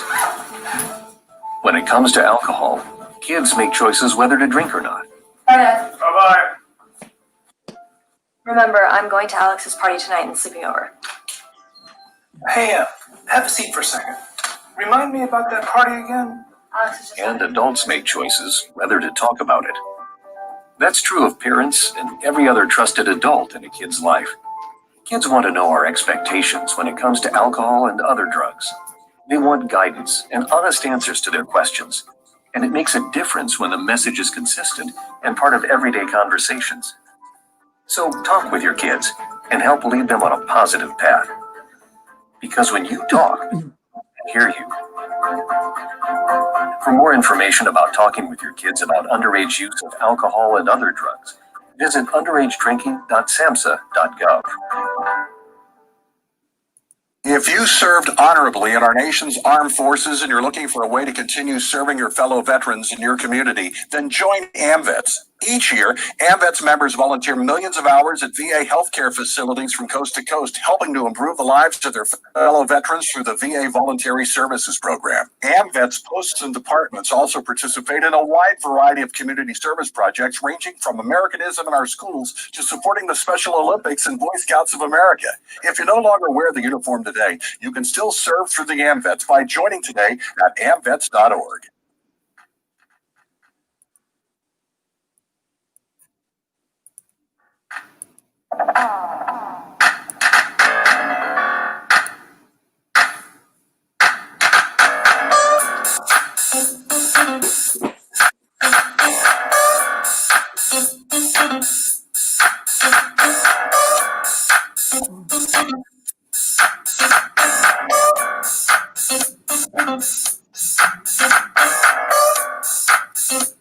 Yes, how you doing, folks? We're back here live on the Mac and Jack Sports Show. We just had Randy Lange. He's the consultant of media over at the Jets. He did a great job. He's also a writer, reporter / editor, author, a good man with a good heart, loves the Jets, and we were glad to have him on, Jack. What I want to do right now is kind of get into I think I got enough time to hit that thought for the day and maybe even get us into our last segment, which is birthdays and this day in sports history. So my thought for the day is this, Jack. Belichick or Brady argument. Who made who better? Who is, the reason why that they had so much success in New England? Now, if these commentators knew anything about football, it's the most ridiculous discussion I've ever heard. While quarterback is the most important player on the offense, he's not the whole team. If Brady was drafted by a weaker team, say the Redskins, now Washington, the Cardinals at the time, or the Jets in the last 20 years, there's no way he would have been in 9 Super Bowls, winning 6. We forget Tom Brady when he was a rookie is not the Tom Brady he is today. He was cultivated, groomed, and a system was built around his talent later on in his years. With a great defense, great special teams, the offense was put in winning positions almost every game. Now, Tom Brady is, of course, one of the greatest quarterbacks of all time. There's no denying that. But does he make the Bucs a winning team? Definitely. But to say Brady made Belichick the greatest coach he is ludicrous. That's like saying you bought a house just because it has a great living room and the rest of the house is garbage. The Pats are in a down year. Brady left. 9 players, some starters opted out because of COVID. No other team has had that happen to them. They have a new quarterback, a new offensive system, and because of this new quarterback's strength in running, not passing, an injured offensive line, the same sports commentators, Jack, who said the Patriots were the favorites to win the division because they signed Cam Newton and said Brady was losing his fastball, are now jumping on the Tampa train and saying Belichick was only good because of Brady. If that is true, I guess Lombardi was only great because of Bart Starr. Noel was only great because of Terry Bradshaw, and Shula was only great because of Bob Greasy. What do you think, Jack? Listen, I agree in large part of what you're saying. I'm getting tired of hearing this nonsense. Who is more important to the other? They were both important to one another. And people are using this year as a yardstick. Why not use the one season a while ago when Brady was out the whole year and Bill Belichick had to go to Matt Cassell as his starting quarterback for the year? The Patriots had an 11-5 record without Tom Brady, 11 wins and 5 losses. Ironically, it wasn't good enough to make the playoffs that year. But 11-5, that's considered an elite record in the NFL without Tom Brady. Was Tom Brady a difference maker, a major difference maker? Like I said, one of the greatest quarterbacks of all time. But had you slotted in the other greats in Tom Brady's spot, like Aaron Rodgers, Peyton Manning, Dan Marino, John Elway, they would have won. They would have won the same way. Okay? Outside of that Atlanta Falcon legendary comeback in the second half, I put Tom Brady on Mount Rushmore for that one game, that he performed mistake-free at the end. But the Patriots were headed in a downward spiral this year. Last year, they finished the season, their last 8 games, 4-4. They lost their playoff games, so they lost 5 out of 9. And Tom Brady's in an ideal spot now. Kudos to him, one of the all-time greats. But it's a partnership with quarterback and head coach. And the head coach, on balance, is always more of the reason why. Because they're organizing the team, they're putting it together, and so on. This isn't the NBA where one player can turn a whole team around. It's just not. It's not that way in the NFL, okay? And I mean, I don't want to hear this argument anymore, because if Tom Brady was with New England this year, would he be a little better than Cam Newton has been? Well, lately, obviously, he would have. The Patriots would still be struggling. And what people would be saying about Tom Brady if he was with the Patriots this year, it's Tom through. It's time for New England to start looking for another quarterback. That's what they'd be saying. So I don't want to hear that Brady's the reason they won all those years. It was a partnership mainly led by the head coach, Bill Belichick, and then obviously he had the great Tom Brady and some other great players, and that's the reason they won. Yeah, I can imagine Tom Brady right now on the Jets. He sure wouldn't be 5-2 right now. So we're going to get into our last segment, folks, and that's this day in sports events and birthdays. And this is something Jack normally can comment on because Jack was alive during some of these events. Yeah. Sorry, Jack. In 1954, the Major League owners voted down the sale of the Philadelphia A's. A lot of people don't realize the Oakland A's were the Philadelphia A's a long time ago. And like most teams, Jack, moved out west, or they moved around, changed owners, changed names. There was a lot of different baseball teams and a lot of different origins. Oakland A's, they were the Kansas City Athletics after that. Right. Okay. Kansas City Athletics, and were a terrible team. Right. Kansas City was a dreaded place where players would be traded to. It was like being sent to Siberia. Actually, Roger Maris came from Kansas City over to the Yankees. Kansas City was considered, even though they were a major league team, the Kansas City Athletics, they were thought to be like a Yankee farm team. So before we even heard of George Steinbrenner, the Yankees were plucking these plum players out of the Kansas City organization. Definitely. And I mean, they just kept moving west. Yeah. They started to go to, and just went all the way over to Oakland. In 1954, the American Football League awards the Buffalo Bills franchise to Ralph Wilson. Of 1954. Yes. Well, 1959, the American Football League awards the Buffalo Bills franchise to Ralph Wilson.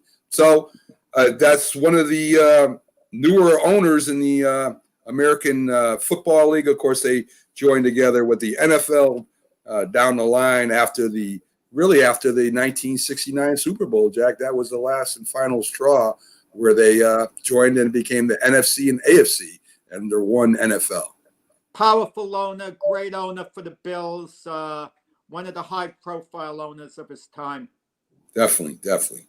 In 1961, Jack, ground is broken for the Shea Stadium for the New York Mets. So that happened in 1961 on this day in history.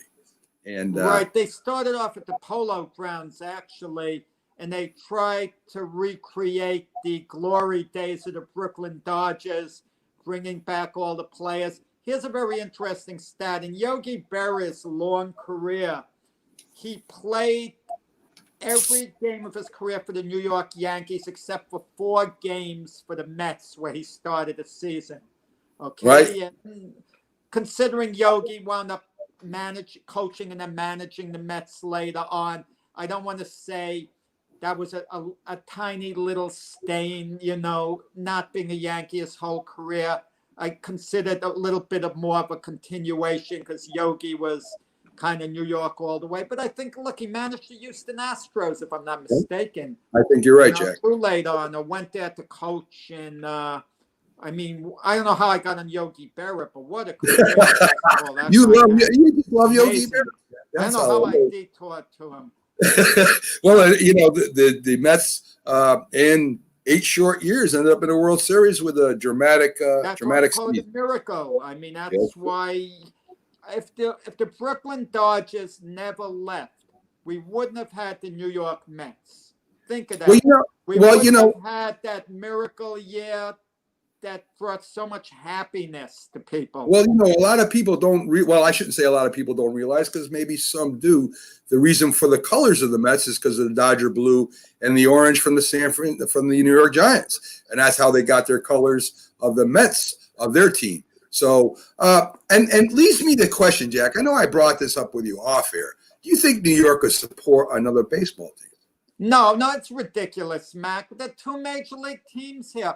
What entitles New York to a 3rd major league team?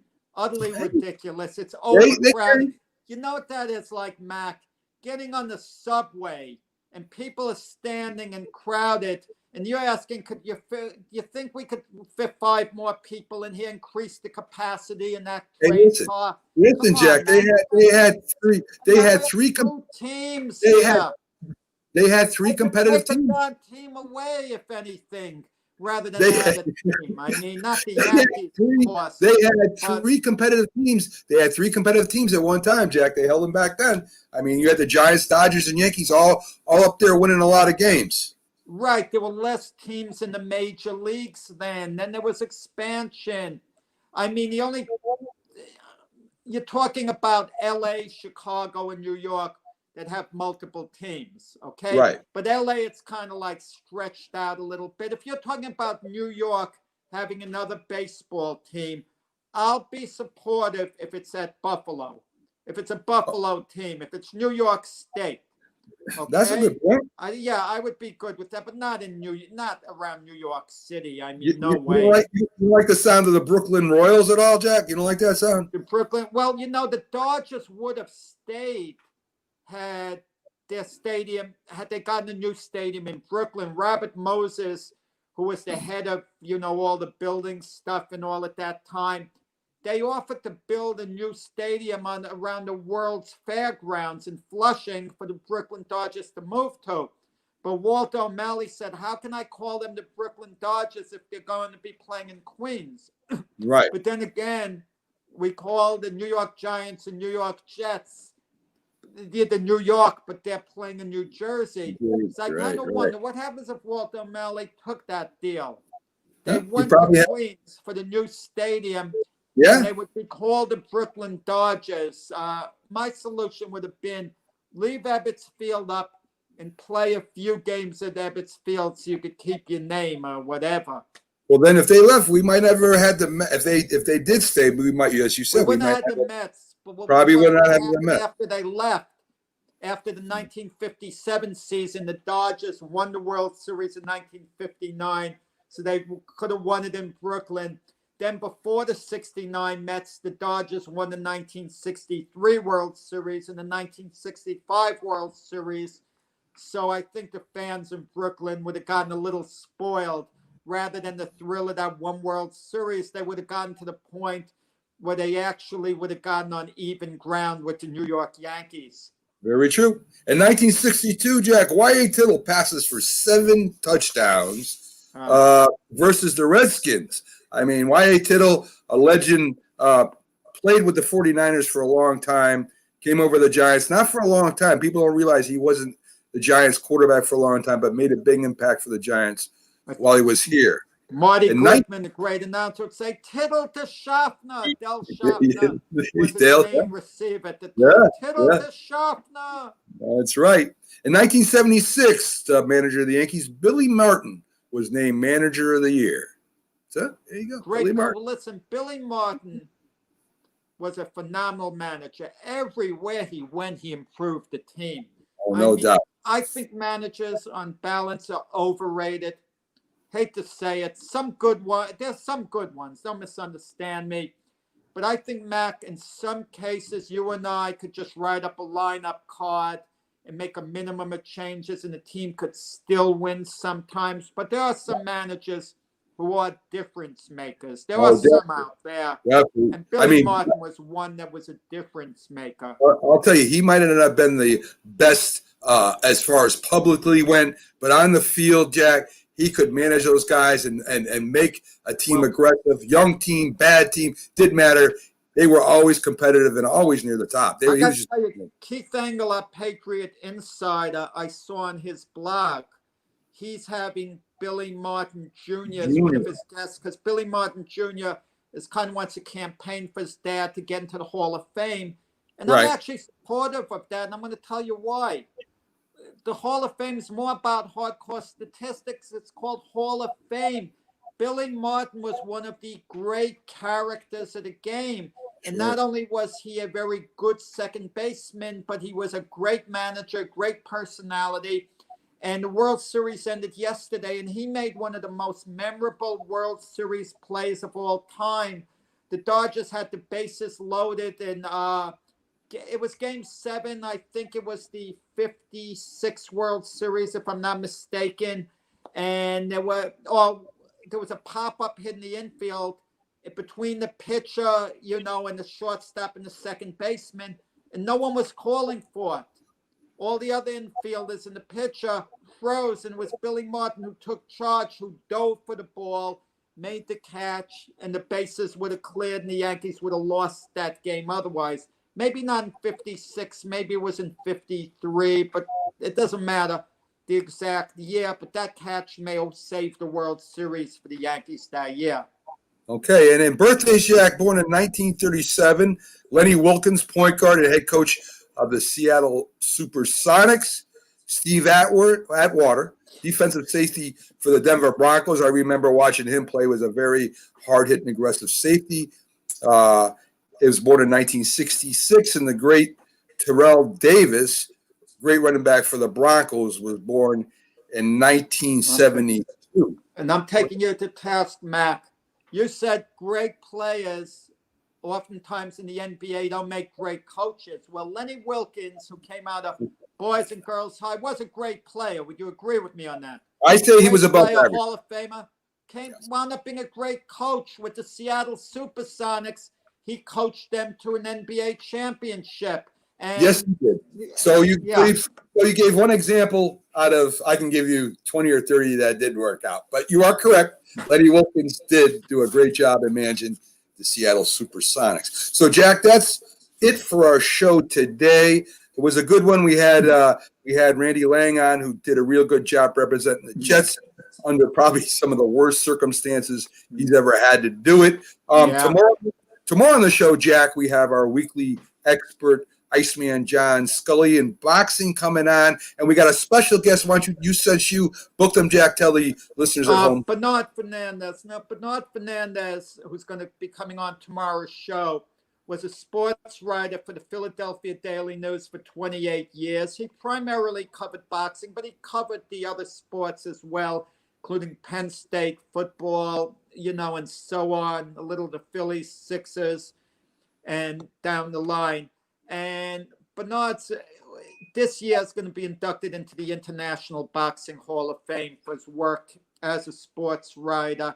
And he could tell us about as much on Philadelphia sports as anyone can, with what he experienced over the years as a beat writer for a major newspaper in that area. And as you said, he's very, very knowledgeable about boxing. He was also former five-time president of the Boxing Writers. I was a 6-time president of the Boxing Writers of America. Bernard's got nothing over me. No, he was great. Bernard was a little bit of a mentor for me. He did some amazing things for the organization, which I was able to continue and cash in on because of his creativity and good work.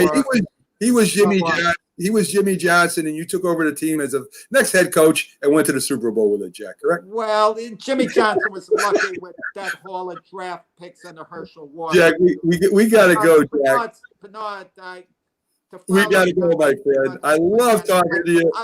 I was never able to quite fit his shoes. I love talking to you, my friend, but we got to get out of here. Tomorrow we'll see you back, folks, same time, 8 to 10, Facebook Live, YouTube Live, Twitch Live. Check out our account on Instagram, Google Jack and Max Sports, and see our shows. We love you. We'll see you tomorrow. Have a great time.